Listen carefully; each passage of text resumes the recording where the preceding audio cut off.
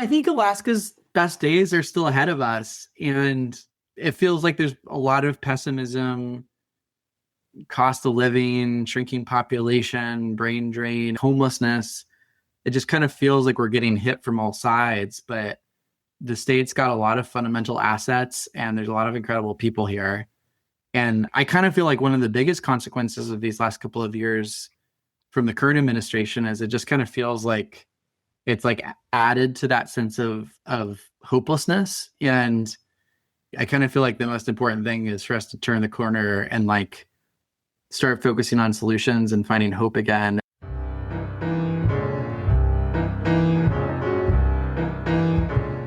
Welcome to the East Anchorage Book Club. I'm your host, Andrew Gray. The purpose of this podcast is to tell stories of Alaskans of interest and importance. Today, our guest is former Alaska State House Representative Jonathan Kreiss-Tomkins. As a 13-year-old, he headed Vermont Governor Howard Dean's 2004 presidential campaign in Alaska. He immersed himself in all things political as a high school student, but gave up politics when he got to college at Yale. During his junior year at Yale, he was contacted by several people encouraging him to return home to Sitka to run for the State House. He would run against a Republican who'd been serving in the seat for several years and was co-chair of the powerful House Finance Committee, Bill Thomas. Jonathan ran and won and went on to serve for 10 years in the Alaska State House, where his proudest achievement was getting his HB 216 signed into law in 2014. That bill made 20 native languages official Alaska state languages. Much of this interview draws from a 2018 Politico story that profiled our guest. I've dropped a link to that article in the show notes. Jonathan Kreiss-Tomkins, welcome to the podcast. Thank you, Andrew. Let's just start back from the very beginning. Were you born in Sitka? I was born in Sitka, Mount Edgecombe Hospital, over the bridge, as they say here. What was your childhood like? Growing up in Sitka, I think, is like paradise on earth. My parents' house, as is the case with like half the houses in this town, like just backs up against the forest. And so I grew up playing in the woods and scraping my knees and just all the good sort of Alaska childhood stuff you can imagine. And I don't know, it's only more recently that I've become familiar with the term helicopter parenting, and whatever the opposite of helicopter parenting is pretty much what my childhood was. Free range parenting. Free range, yeah. I guess is that what they call it? Yeah, it was free range parenting. What did your parents do? My mom worked for the Indian Health Service, and that's what brought my parents to Sitka. So she came for a job here. She did what is sort of the Indian Health Service equivalent of ROTC. And so when she was young, in exchange for the US government paying for her medical education, you in exchange, commit 5 years of your life to wherever they want to send you. And so she did that. She went to medical school. She became a family doctor. And basically the federal government was like, well, you can go to the Navajo Nation or you can go to Sitka, Alaska. Which of the two do you want? And my parents hate the heat. And so I think it was a easy decision for them. And my dad was married to my mom at the time. And so they moved to Sitka and they loved it. And that's where What did your dad do? He's done a bunch of different things. He oyster farmed for a while and did a lot of aquaculture research with the old Sheldon Jackson College while it still existed. And then after that, he ran a commercial salmon trawler in town for a number of years, which I deckhanded on a little bit when I was in college. And now both he and my mom are retired. And so they're just living their best Sitka life. So based on the reporting that I look at, some of them said that you did it when you were 14. Some of them says you did it when you were 12. I don't know, maybe you started when you were 12 and we're still doing it when you were 14. But you worked on the Howard Dean campaign and you had described yourself as, I'll get the words wrong, ravenous, autodidact politician as like a child. I don't know. Can you talk about your interest in politics and how you got involved in the Howard Dean campaign?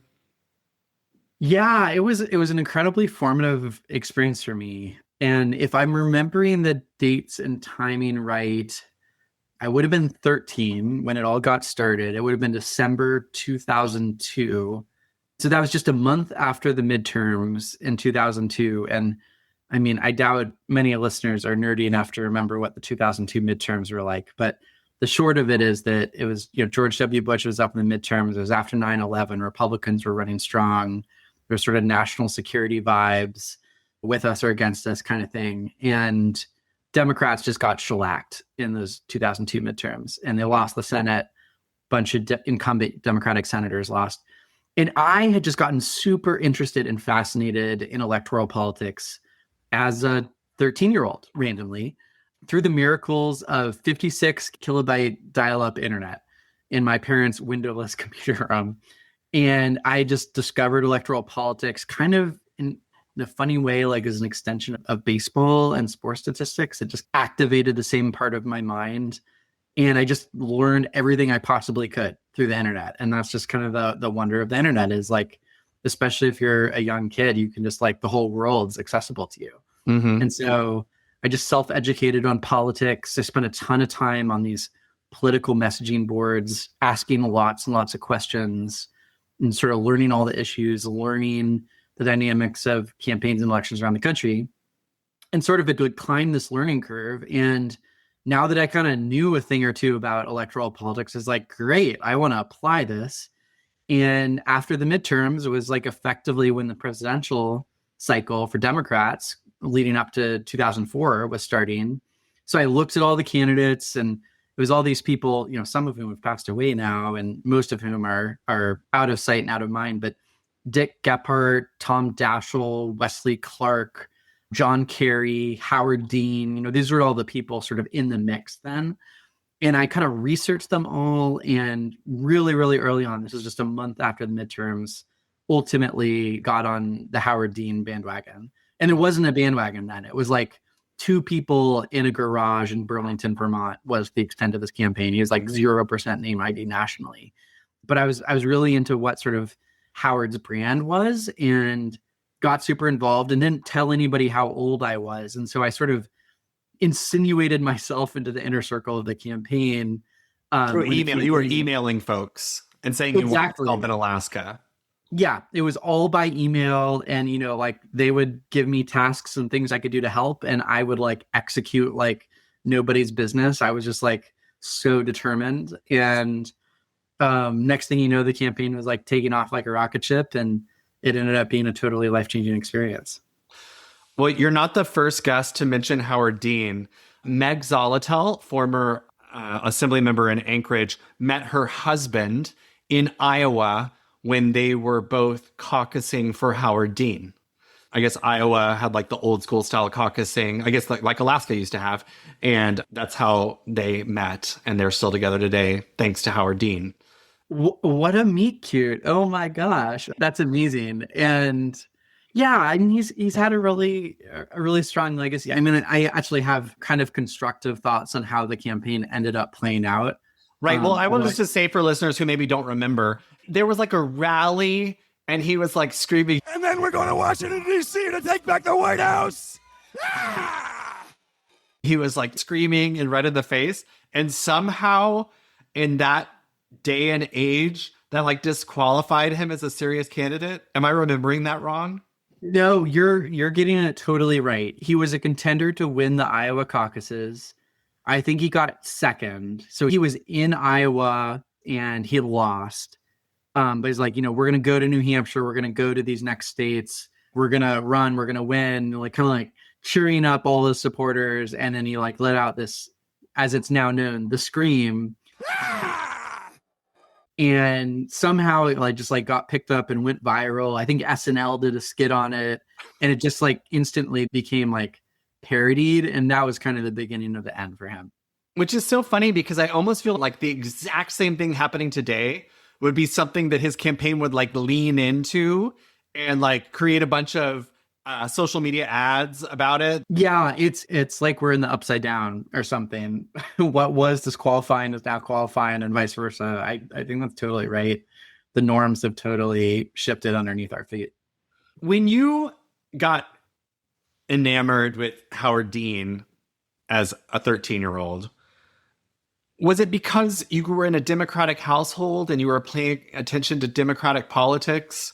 Why him and not George W. Bush? Yeah, I mean, both my parents have left of center politics. I mean, again, not hyper political people, but they always voted. And so I think there were those values in the home, like poor and working class people don't get a fair shake in today's world, and the rich get richer. There's a value set that I think I grew up with that I still hold. The reason I backed Howard of all the Democratic presidential candidates was ultimately a pretty pragmatic decision, or at least that's how I remember it.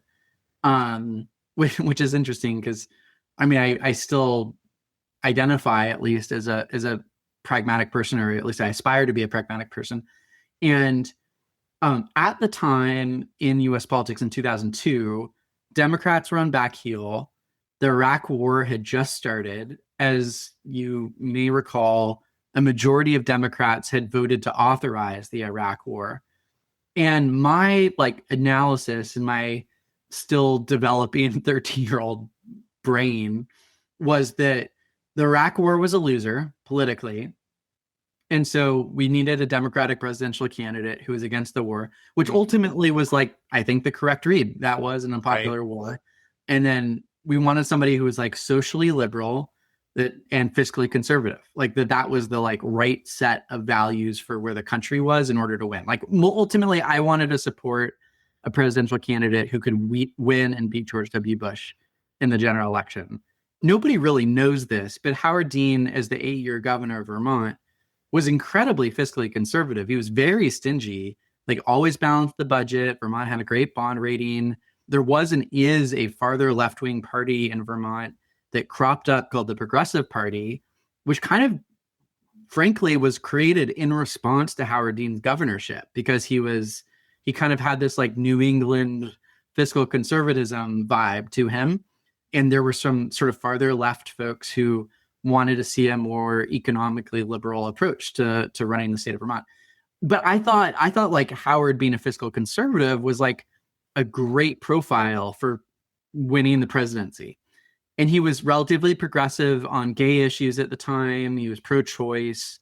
And I just thought great, this is a guy who can win, and he's fearless, and he's against the Iraq War. Sign me up. Let's go. And ultimately, his sort of fiscal record in Vermont as governor just completely disappeared. And that wasn't really an aspect of his campaign at all. And he kind of became this more sort of just insurgent fighter kind of candidate, which I think, there's a lot to be said for that as well. And I ultimately was sort of on board for the whole thing, but he was a total no-namer at the time. But the reason I got excited about him is that I thought he could beat Bush in the general. And that's all I cared about, really. I just called it wrong. Right. So that article written by Mark Oppenheimer about turning red state Alaska purple is in large part a profile of you. Was he your professor at Yale? He taught a writing course while I was there that I took. Yeah, exactly. Okay. And in that article, it mentions that you were so involved in politics as a young person that by the time you got to Yale, you were kind of been there, done that, and were not actually that involved in politics as a college student. Is that correct?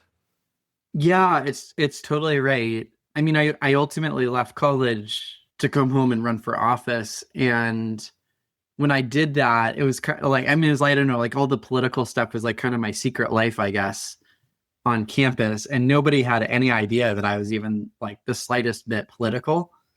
And so it all my classmates were triple shocked because, one, it was a little unconventional to leave before you graduate, to put it mildly.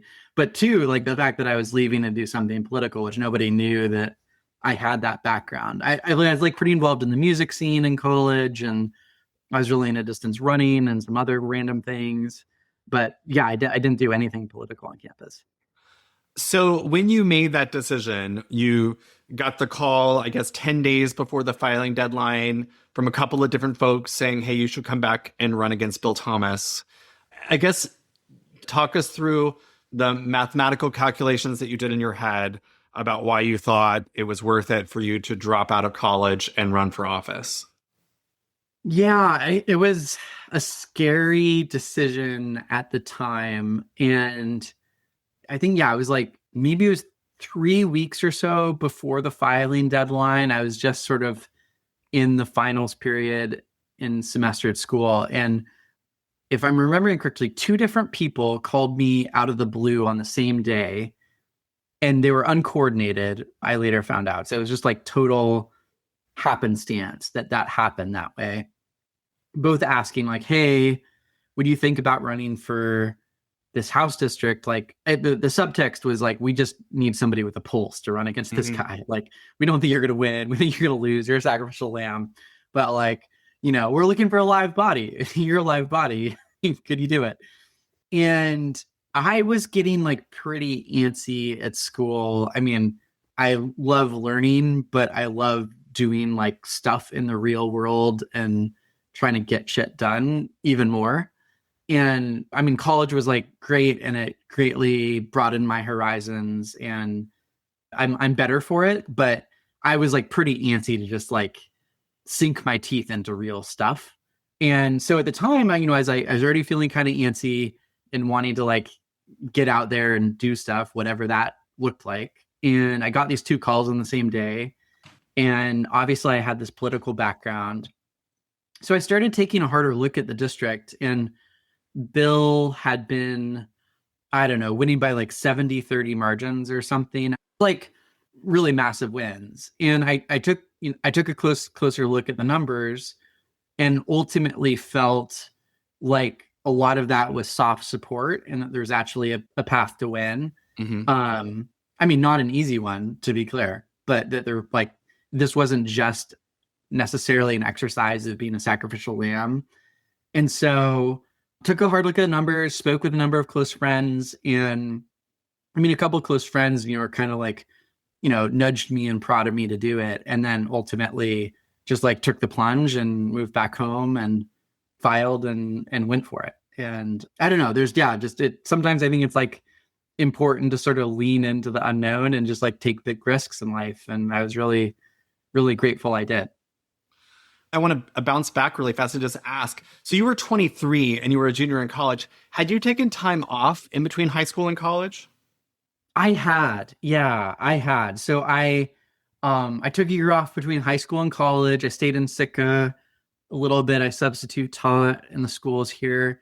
And then I did a lot of music stuff in that first year.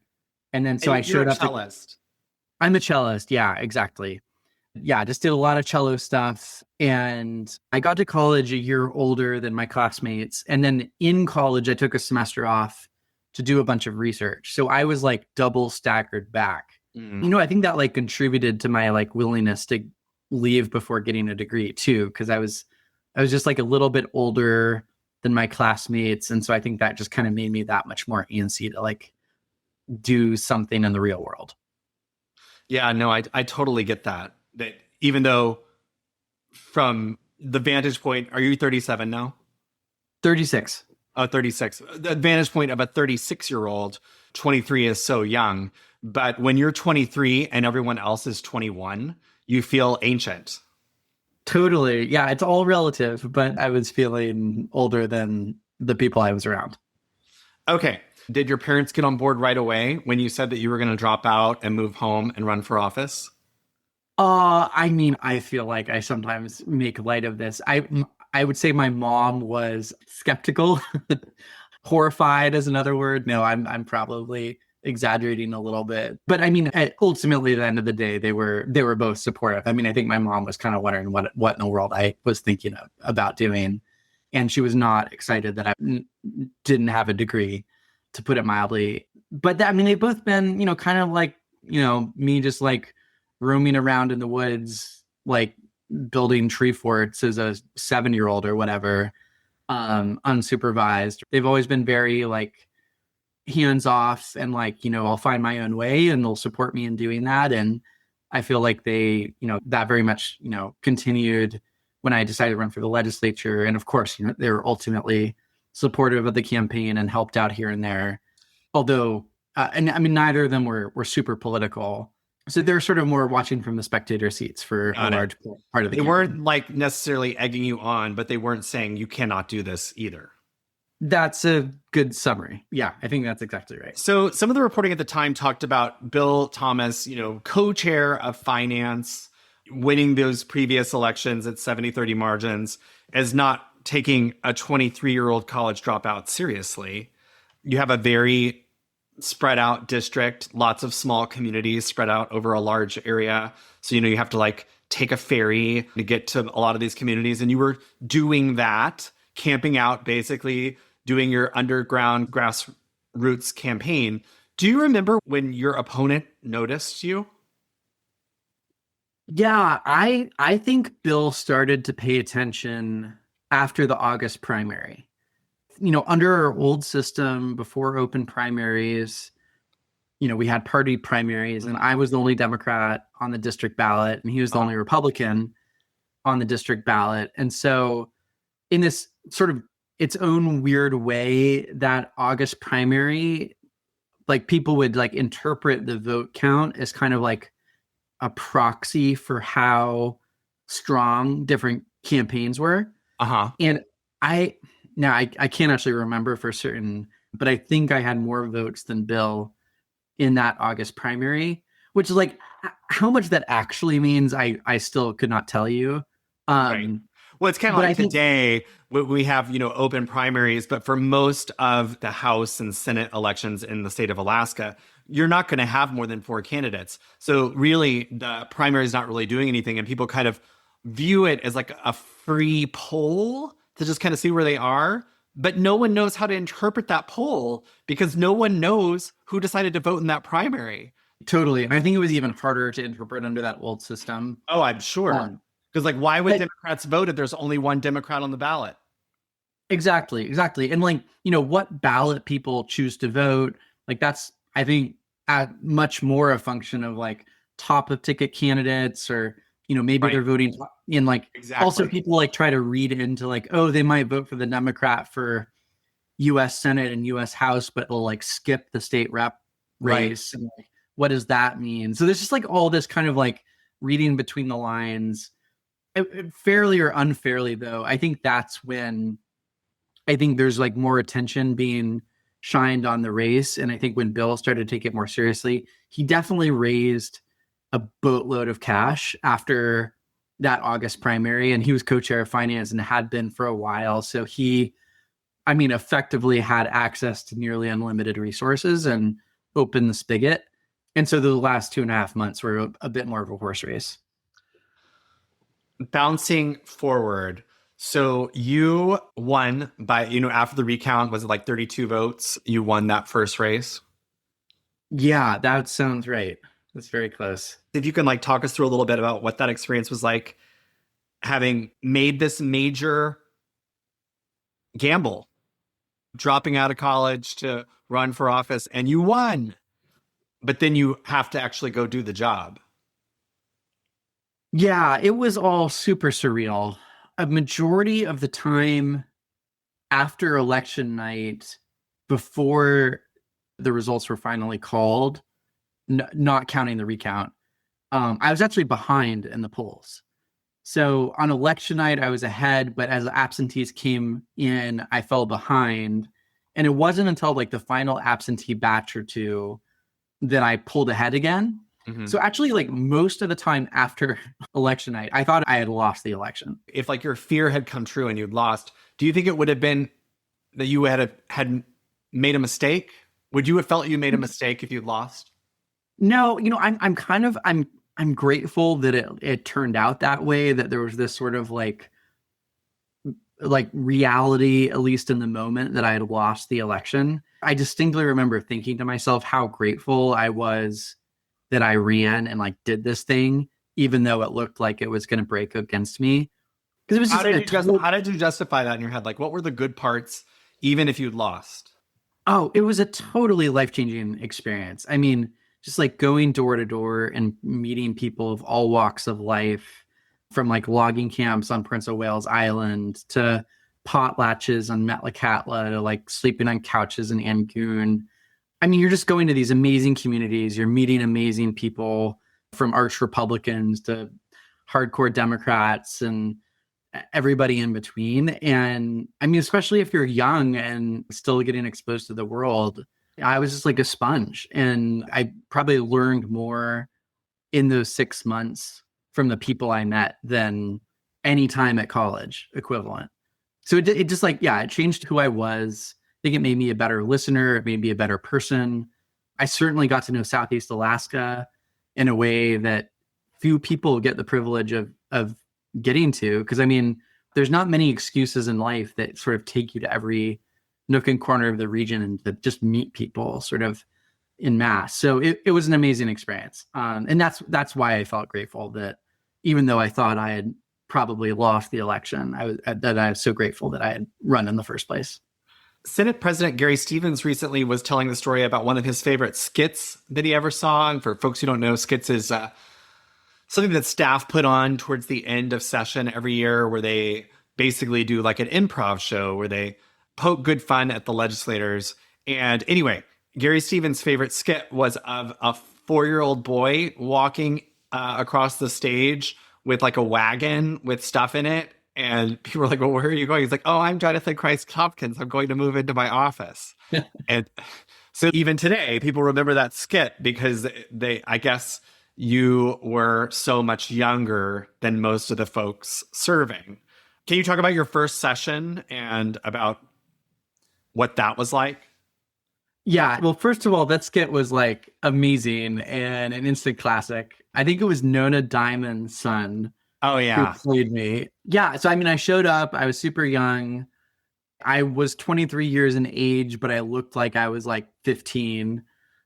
And I mean, I remember a lot of people in the Capitol thought I was a page or an intern. And I mean, maybe they knew the name, but they didn't know what I looked like. And so I was this like kid just showing up, and it led to a few like comical situations in the first couple of weeks and first couple of months. And my MO the first session was really just like listen and learn.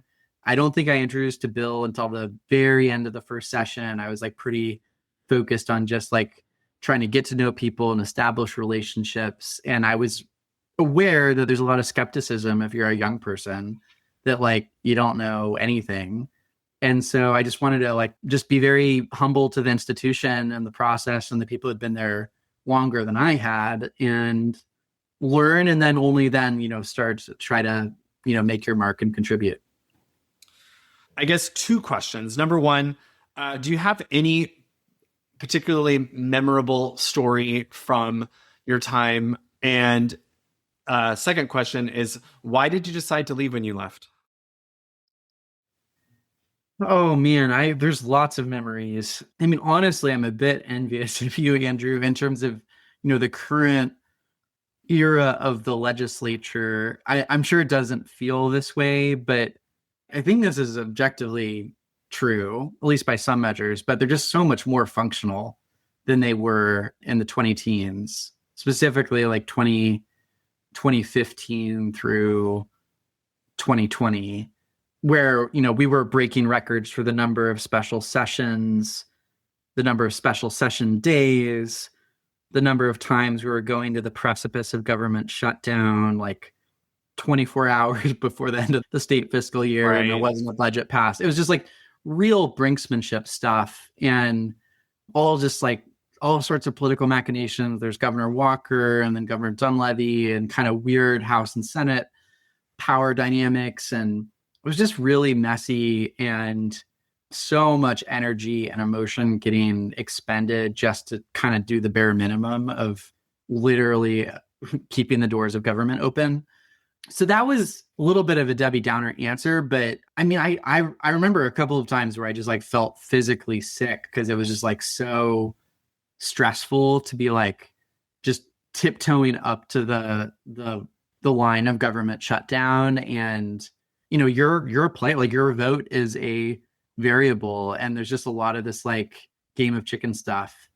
So those are it's a little bit of PTSD, but those are some of the memories that like definitely come back, and they're definitely like fatiguing. It really takes it out of you when you're doing that year in and year out, and you're not able to focus on like forward looking, like let's proactively solve some problems that the state has kind of stuff, which ideally is what legislating is about.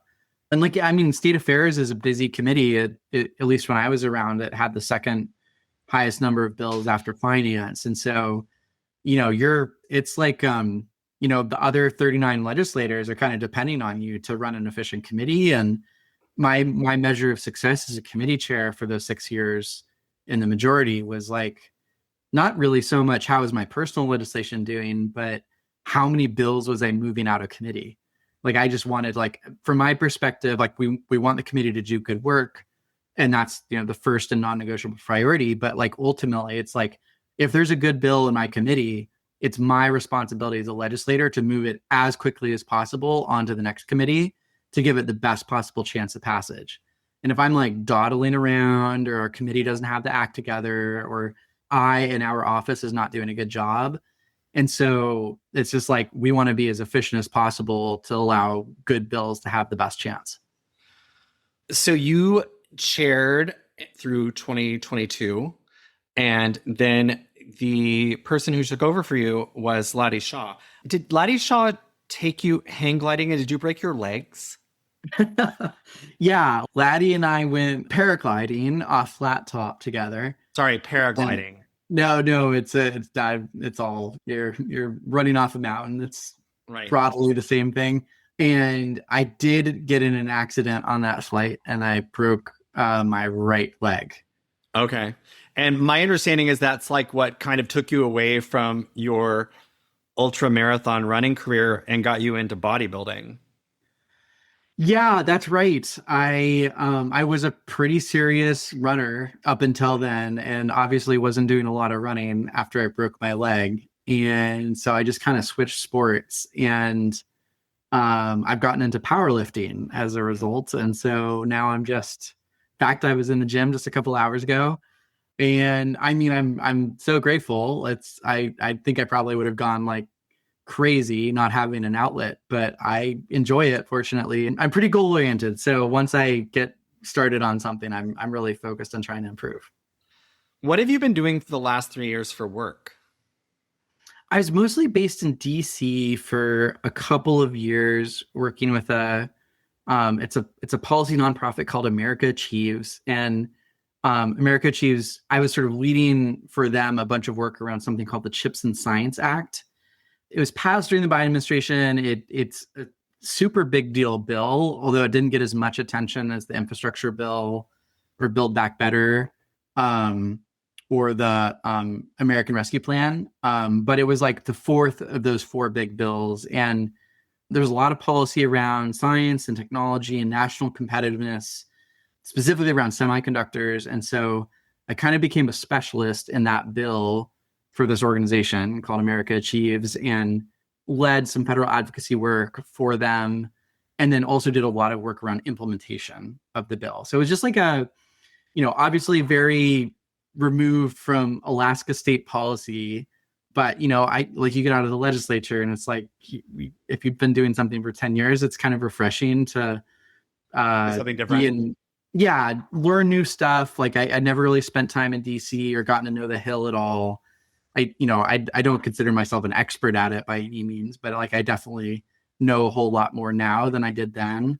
So it was a fun adventure. So were you just meeting with U.S. House reps and senators and talking them through that part of the bill? Most of what I was doing on the advocacy side was specifically trying to help secure an appropriation. It was mostly on the Senate side of Congress for something called the Tech Hubs program, which was authorized in the Chips and Science Act. And so it was looking really touch and go for a while, but ultimately we were able to get a $500 million appropriation for this program in the Chips and Science Act. And like we got the money and moved heaven and earth to try to get that money. And I was like pulling every string I had, like including like old relationships like Howard Dean, who I'm, now friendly with. What are you doing now? Well, now I'm doing not a lot. I'm preparing for a change of life path, I guess you could say. I'm, just enjoying the holidays here in Sitka, but getting ready for I think, a different and exciting 2026. A good chunk of last year, I was doing political consulting and contract work around candidate recruitment in the lower 48. So trying to help recruit candidates for US House and US Senate, but all contract based and, no like full-time employment that was open-ended. So I've just been going from project to project, and now I'm getting ready for something new. Well, that kind of brings us back to the Politico article that was written in 2018. It wasn't just about you, but it was also about Forrest Dunbar and John Henry Heckendorn. And basically, like, the three of you as being sort of the wonder kids of Alaska that were going to make Alaska a place where progressives could be elected. And it sounds like that you've been kind of doing that kind of work outside of Alaska in terms of candidate recruitment. Can you talk a little bit about why candidate recruitment is so difficult and why it's so important? Yeah, well, I mean, first of all, I just feel obligated to say, I mean, that article, as I think is so often the case with human interest articles, like, just dramatically simplifies reality. And I mean, I think there have been a lot of things that we as Alaskans can be proud of politically over the last decade, from, I think Governor Walker's administration to the bipartisan coalitions in the House and now the Senate to Mary Pelto's election in 2022.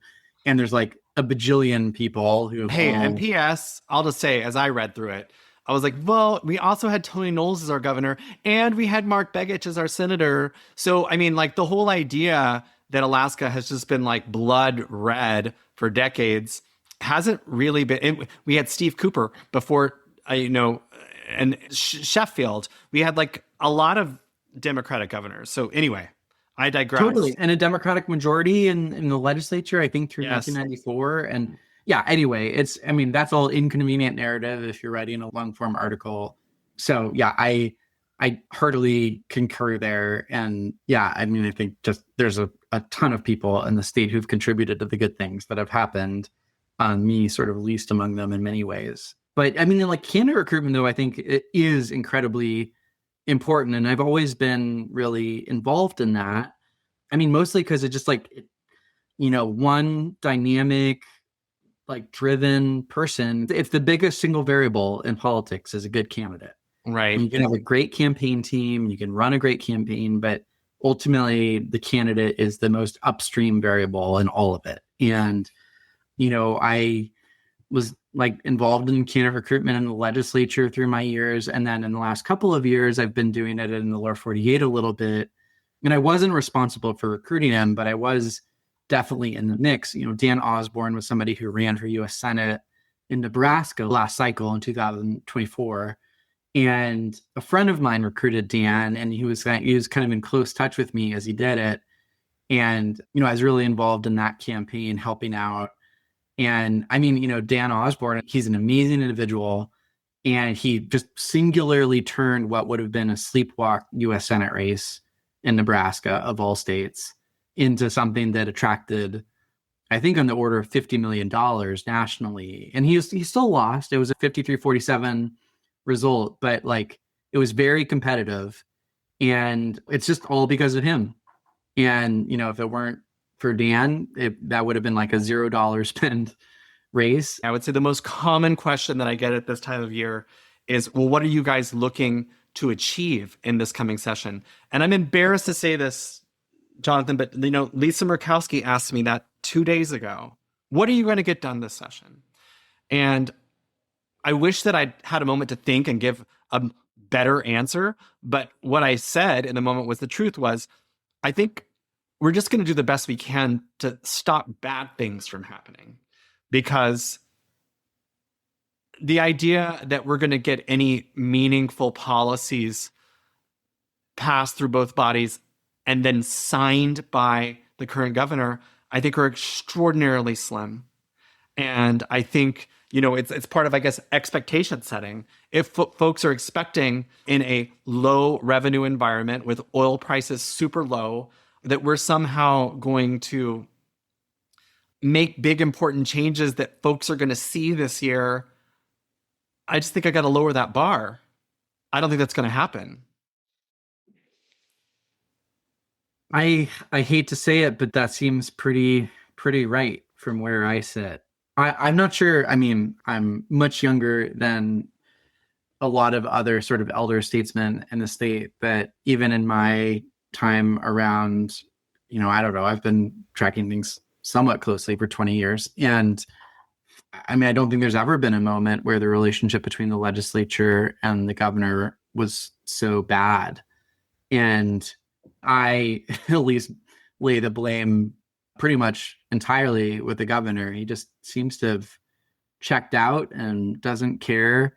And it's kind of, yeah, it's really disappointing and frustrating to see. But it kind of feels like next session is like going through the motion. I mean, I was just like, I was talking with Jesse Keel a little bit ago, and, he was talking about his experience with the CFAC bill, which passed with overwhelming support, getting vetoed, and there just being zero communication before, basically zero communication after, no explanation, just like vetoed.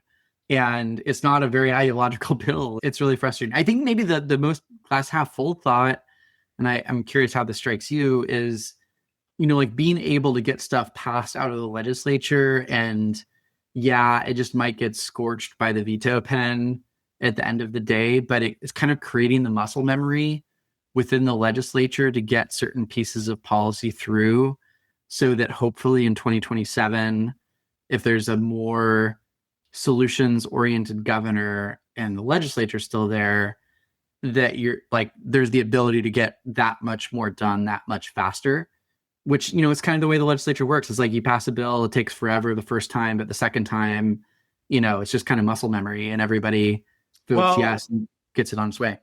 I mean, and you've been around, you did this a lot longer than me. I mean, I'm going into my 4th year.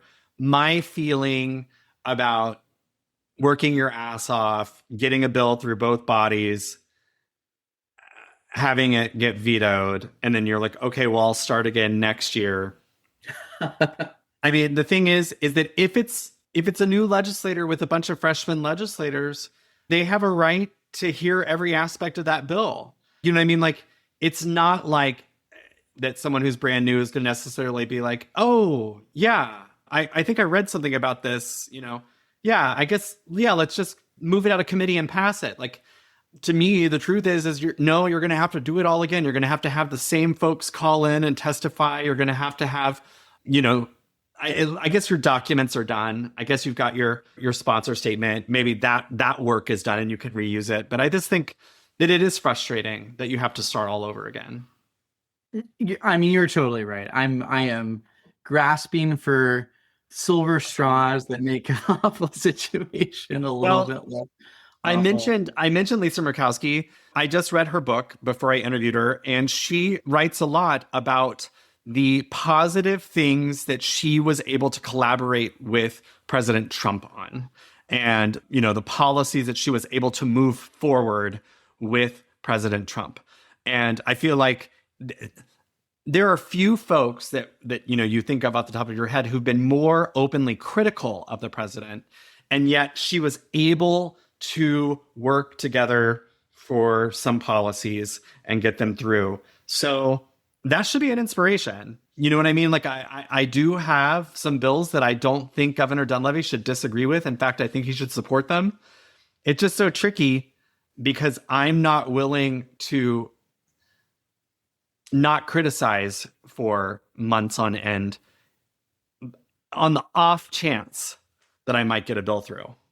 I'm going to have to say what I think and hope that we can still collaborate on something. I don't know. It's like it's a difficult needle to thread. I mean, one stray thought, and I get the sense that just relations between legislative and executive just devolved so much in the last couple of years. But Mike, if I can call him that, he and I entered the legislature in the same class. He was a state senator, and then he was the Senate State Affairs chair for a couple of years when I was in the House. And so we worked together. We tried to coordinate, and we did coordinate for those 2 years. And I always got along with them reasonably well. I mean, obviously we disagreed on all sorts of things, but that kind of carried forward into his first term as governor. I mean, I didn't support him for governor, but when he was in the office, we still met. I gather it's harder to like get time with him now, or I've heard a couple of legislators say that. But I mean, I always asked for time with him and sat down and, whatever the issue was, kind of like acknowledged our ideological disagreements, but I mean, made it really clear I wanted to like work together and not just like cancel each other out or whatever the situation was. And I always did find that he responded well to that. And I kind of feel like there's just like larger forces that have kind of swamped any goodwill or like sense of, I don't know, compromise or finding middle ground that maybe makes that harder now. But yeah, I don't know. I mean, like if you can get time with the governor and sort of share your priorities and express a willingness to work together, I mean, maybe there's a lane to get something done. In closing, it's difficult to cooperate and collaborate when there is a philosophy by some that a dysfunctional government that get nothing done is a good thing. And I think that there are some sort of in the MAGA wing of the political world who, really literally believe that government is really, really bad. And therefore, if, we can just throw a bunch of sand in the gears and shut everything down, then that's the best we can hope for. And that's where I get a little bit hopeless and distraught, is that if that's the governing philosophy of a group of folks, and I think that there are some currently in DC with that philosophy for sure, I feel like there's no hope there if the goal is to just shut it down.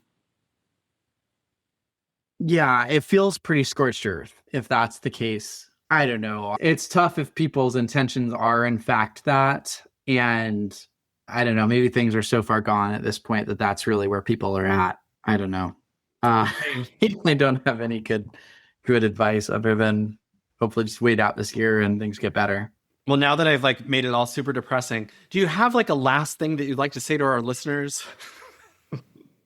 I mean, I think Alaska's best days are still ahead of us, and it feels like there's a lot of pessimism, cost of living, shrinking population, brain drain, homelessness. It just kind of feels like we're getting hit from all sides, but the state's got a lot of fundamental assets and there's a lot of incredible people here.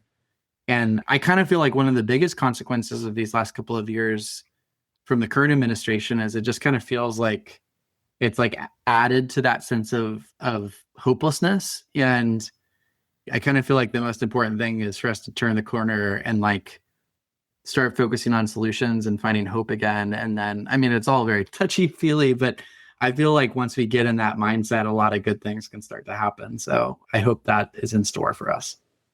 Jonathan Kreiss-Tomkins, thank you so much for being on the show. Thanks so much for having me. Thank you, listeners. If you like what you heard, please subscribe, rate, and review us. To contact me, email rep.andrew.gray@ahlec.gov or call 907-269-0123.